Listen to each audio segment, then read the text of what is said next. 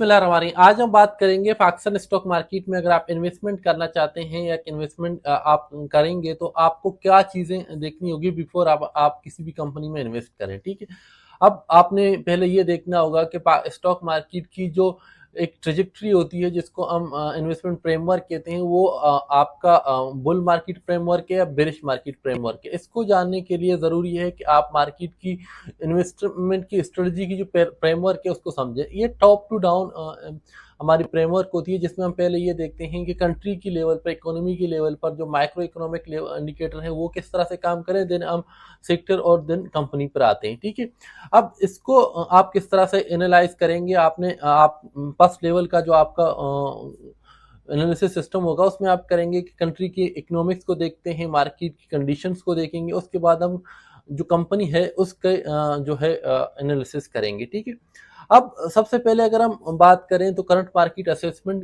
के में हम ये देखेंगे कि मार्केट बुल ट्रेजेक्ट्री में है, जिस तरह से इस वक्त मार्केट स्टॉक मार्केट है अभी पिछले 3 साल से, या बेरिश ट्रेजेक्ट्री में है जिस तरह से 2018 के बाद मार्केट में एक बेरिश मोमेंटम स्टार्ट हो गया था। तो ये दो चीजें आपने देखनी होंगे। अगर हम माइक्रो इकोनॉमिक में हम क्या चीजें देखें, सबसे पहले आपने देखना होगा कि कंट्री का जो पाकिस्तान की अगर हम बात करें तो सबसे ज्यादा चीज जो मैटर करती है पाकिस्तान में करंट अकाउंट का सारा है या नहीं, यानी कि आपकी एक्सपोर्ट टू इम्पोर्ट में कितना फर्क है, और फिर आपकी जो सारी कंट्री में इनफ्लो और आउटफ्लो में कितना फर्क है। अगर आपके आउटफ्लो बहुत ज्यादा हैं तो आप बहुत जल्द पाकिस्तान में ये होता है कि फिर हम क्राइसिस की तरफ जाते हैं। करंट रिजर्व हमारे कितने हैं, पाकिस्तान की करंट रिजर्व की क्या सिचुएशन है, करंट रिजर्व या ऊपर जा रहे हैं या कम हो रहे हैं।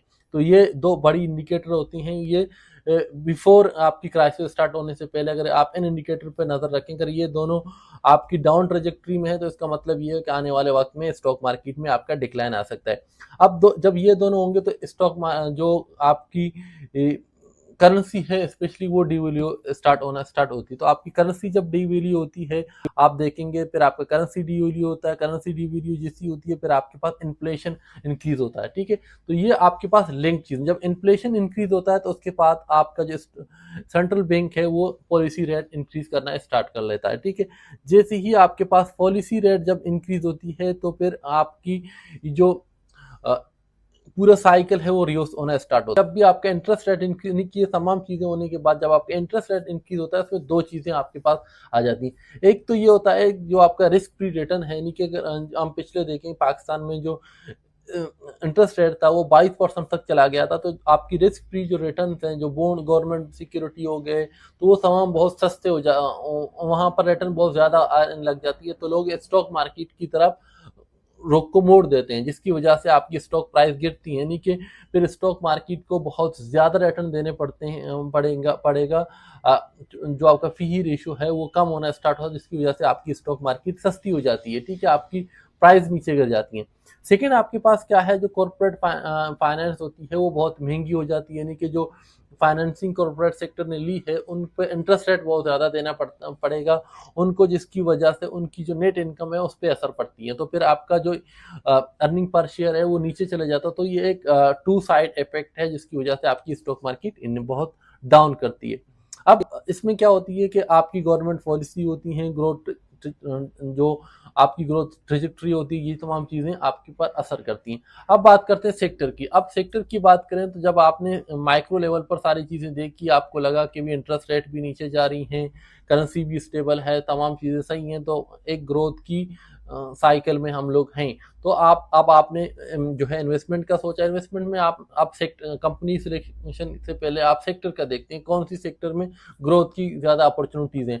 लेट सपोज हम देखते हैं पाकिस्तान में इस वक्त टेक्नोलॉजी का सेक्टर, जो आईटी का सेक्टर है, उसमें गवर्नमेंट फोकस भी कर रहा है, उसमें ग्रोथ की भी अपॉर्चुनिटी बहुत ज्यादा। इसी तरह अगर सीमेंट सेक्टर की बात करें तो इस वक्त आप कंस्ट्रक्शन का बूम दोबारा स्टार्ट होने जा रहा है, तो आपकी सीमेंट सेक्टर आगे जाएगा। बैंकिंग सेक्टर में भी काफी सारी ग्रोथ हमें देखने को मिला है। इसी तरह से अगर हम 3-4 साल पीछे और 2 साल पीछे चले जाएं तो हमारा जो बैंकिंग सेक्टर, सॉरी, हमारे जो कंस्ट्रक्शन सेक्टर था वो बहुत रुका हुआ, जिसकी वजह से जो हमारे सीमेंट सेक्टर है वो बहुत डाउनफॉल का शिकार था, तो इसकी वजह से वहां पर आपको ग्रोथ कम मिला। इसी तरह से अगर हम बात करें उससे पिछले साल हमारी ज़राअत बहुत ज़्यादा मुतासर थी, जिसकी वजह से जो ट्रैक्टर्स हैं उनकी सेल मुतासर हो गया। तो इसी तरह से जो ट्रैक्टर प्रोडक्शन कंपनीज हैं, जिस तरह से हमारे पास मिल्लत वगैरह हैं, तो उनकी वो मुतासर हो। तो आपने सेक्टर को बहुत ज़्यादा देखना होगा। अब सेक्टर जब आपने देख लिया, अब आपने कंपनी की तरफ आना। कंपनी में सबसे पहले आप क्या देखेंगे कि कंपनी की फाइनेंशियल देखेंगे। कंपनी की फाइनेंशियल्स में कंपनी की मार्केट पोजीशन क्या है, जो सेक्टर आपने देखा तो सेक्टर में कंपनी कहाँ पे लाई करते हैं, कंपनी की जो सेक्टर के अंदर जो कंपनी है वो कहाँ पर लाई करती है, उसकी डोमिनेंसी क्या है, मार्केट शेयर कंपनी की आपके पास कितनी है। उसके बाद आपने ये चेक करना होगा कि कंपनी की वर्किंग कैपिटल क्या है, कंपनी किस तरह से अपनी कैपिटल को मैनेज कर रहा है, यानी कि रिसीवेबल उसके में कितना जल्दी वो अपने रिसीवेबल को कलेक्ट कर सकता है, पेएबल उसकी कितने पेएबल उसके ऊपर है, वो किस तरह से अपने पेएबल्स को मैनेज कर रहा है। कैश कन्वर्जन साइकिल उसकी चेक करना होगा, आपने करंट रेशियोज को उनकी चेक करना होगा, मार्केट की उसकी जो डेट ऑब्लिगेशन है, ये तमाम चीज़ें आपने कंपनी की हमेशा चेक करनी पड़ती हैं, ठीक है। उसकी कंपनी की पीए रेशियो क्या है, यानी कि आपकी सेक्टर का पीए रेशियो क्या है, आपके इंडेक्स का पीए रेशियो क्या है, और फिर आपने कंपनी के पीए रेशियो देखना होगा। अगर इस वक्त पाकिस्तान स्टॉक मार्केट में बात करें, अगर हम इंडेक्स की बात, इंडेक्स का जो पी रेशियो वो 7 से 8 चल रहा है। अगर कंपनी जिस सेक्टर में, अगर सेक्टर की भी पी रेशियो, जैसे बैंकिंग सेक्टर की हम बात करें, अगर वो 7 से 8 चल रहा है, तो फिर आपकी कंपनी की अगर 7 से 8 से ऊपर है, वो कंपनी महंगी है, आपने उस कंपनी में नहीं जाना है, ठीक है। अगर वो 7 से नीचे है तो इसका मतलब है कि कंपनी आपको फेयर प्राइस पे मिल रहा है, तो आपने उसमें इन्वेस्टमेंट आप करने का सोच सकते हैं। फिर आपने ये देखना होगा कि कंपनी की, अपनी ये देखना होगा कंपनी की स्ट्रेटजीज, एक्सपेंशन स्ट्रेटजीज क्या है, कौन सी नई प्रोजेक्ट आ रहे हैं कंपनी की लिए। सपोज में हम बात करें, जैसे अगर आपने एक्सपेंशन स्ट्रेटजी कंपनी की देखनी होगी, एक्सपेंशन स्ट्रेटजी में अगर मैं अभी हमारी एनर्जीज की बात करूँ, जैसे हमारी एनर्जी है, तो वो नए गैस की दरियाफ्त उन्होंने की है, यूएई में उन लोगों ने जो है नई इन्वेस्टमेंट की है। तो आप ये देख रहे हैं कंपनी की नई प्रोजेक्ट कौन कौन सी हैं, ठीक है। तो आपको ये चीज़ें हमेशा देखना होगा। अगर हम मिलेट ट्रैक्टर की बात करें, जिस तरह से वो एक्सपोर्ट की तरफ अब जा रहे हैं, तो आपने कंपनी साजगार की बात करें, साजगार की नई गाड़ी अभी आई है ट्रक, तो इस तरह से आपने कंपनी की प्रोडक्ट लाइन को देखना होगा, कौन सी नई प्रोडक्ट लॉन्च कर रहे हैं, क्या नया प्रोजेक्ट आ रहा है, तो इससे आपको अंदाजा होगा कि कंपनी की आगे की प्रोजेक्शन क्या है। फिर इंस्टीट्यूशनल वैलिडेशन आपने चेक करना होगा कि क्या आप जो कंपनी में आप इन्वेस्ट करने जा रहे हैं उसमें कोई बड़ी म्यूचुअल फंड्स, बैंक्स वगैरह, बड़े ग्रुप पाकिस्तान के इन्वेस्टेड हैं या नहीं। अगर कोई बड़े म्यूचुअल फंड उसमें इन्वेस्टेड हैं, तो ये आपके लिए एक प्लस पॉइंट होगा कि वो कंपनी की प्रोजेक्शन अच्छी होगी, इसीलिए उसमें जो है जो म्यूचुअल फंड वगैरह हैं वो इन्वेस्टेड हैं, क्योंकि उनके पास इंफॉर्मेशन ज़्यादा होती है। अगर किसी कंपनी में म्यूचुअल फंड वगैरह इन्वेस्टेड नहीं है, तो वो एक रेड फ्लैग है आपके लिए, अगर आपने इन्वेस्टेड है उसमें ना जाएं।